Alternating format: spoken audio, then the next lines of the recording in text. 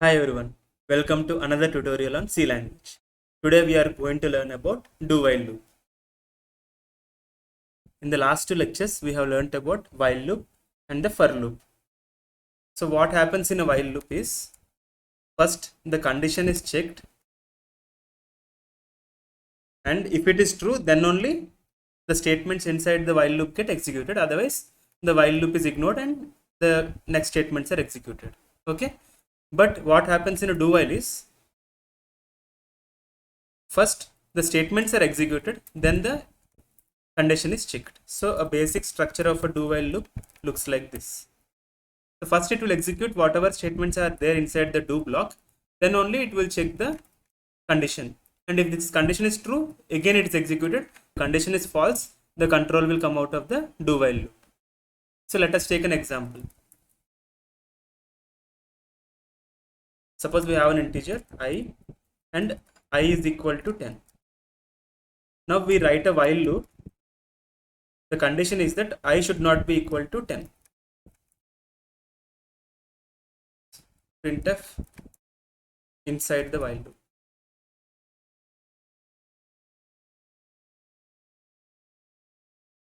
Okay, since my condition is I should not be equal to 10, but my I is 10, this loop will not be executed. So control will come outside the loop, and whatever statements are there after the while loop, they are executed. So this program should execute, and it should print program ends. Okay,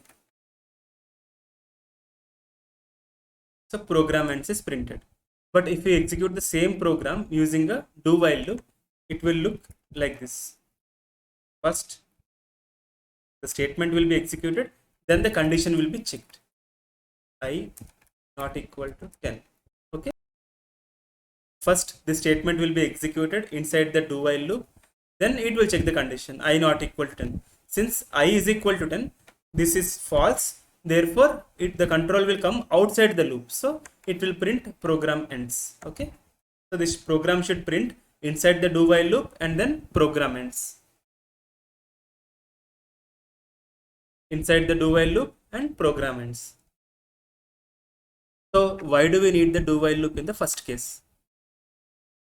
If we see the for loop, its structure is like this. For, we'll do some initialization and we'll have some condition, and we'll use either increment or decrement operators. So here we know exactly that we have to run the loop 10 times. Since I have given the condition I less than 10, this loop will run exactly for 10 times. But in many practical scenarios, we do not know how many times this loop has to be executed. Okay, example, many times when we go to ATMs, they will display a message in the end saying that, do you want another transaction? If the user says yes, he can do the banking operations again. If the user says no, it will come out of the program. So in such scenarios, when we don't know how many times the loop is going to be executed, it's easier to use do while loop. So first a transaction will happen, and based on the user's decision to continue or not, again the loop is executed or the loop is not executed. There is no hard and fast rule to use do while loop. The same program can be written using a while loop also. If we want to do the same program using a while loop, this is how it can be done.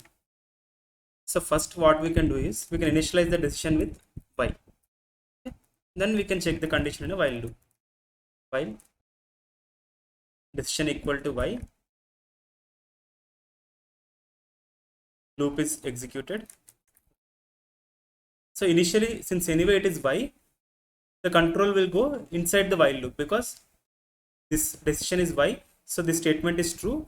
So it will execute the statements. Some banking operation will happen, and then it will again ask, do you want another transaction? If the user presses no this time, then the decision will become n, and they are no longer equal, and the control will come out of the while loop.